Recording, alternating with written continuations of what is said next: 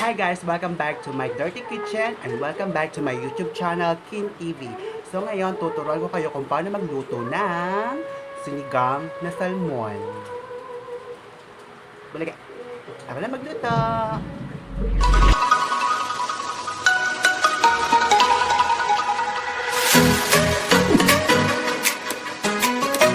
Lalagay muna tayo ng uling sa ating deblower. Ayan. Prepare, lagyan muna siya ng uling. Okay. So, ayan, lalagyan natin ang kaserola sa ating deblower.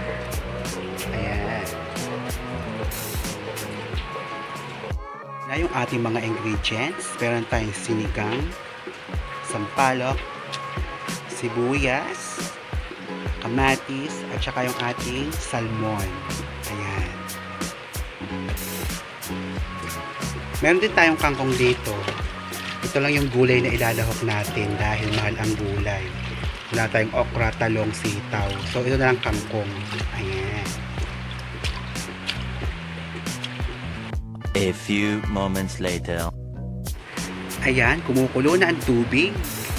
So, ilalagay na natin ang sibuyas, kamatis, ang salmon. Ayan.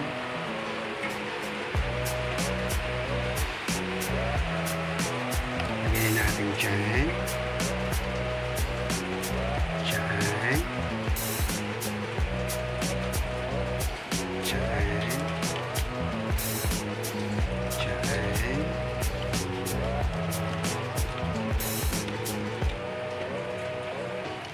Ayan. So, takluban ulit natin. Lagyan natin ng asin. Asin. Asin. Depende sa gusto niyong treat. Kung gaano kadami. Yan.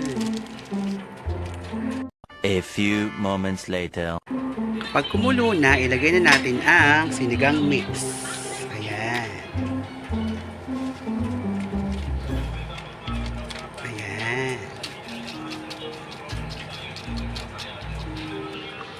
Tapos, kangkong. Dahil wala tayong talong, sitaw, lagyan natin dito.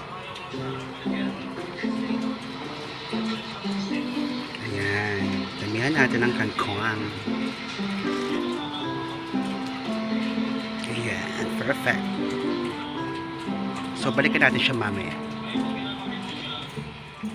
Ayan. Pwede natin siyang hanguin at luto na siya. Tara! Let's eat! Upakan na natin to. Ito na yung ating nilutong sinigang na salmon. So, tara na kumain. Tara kain!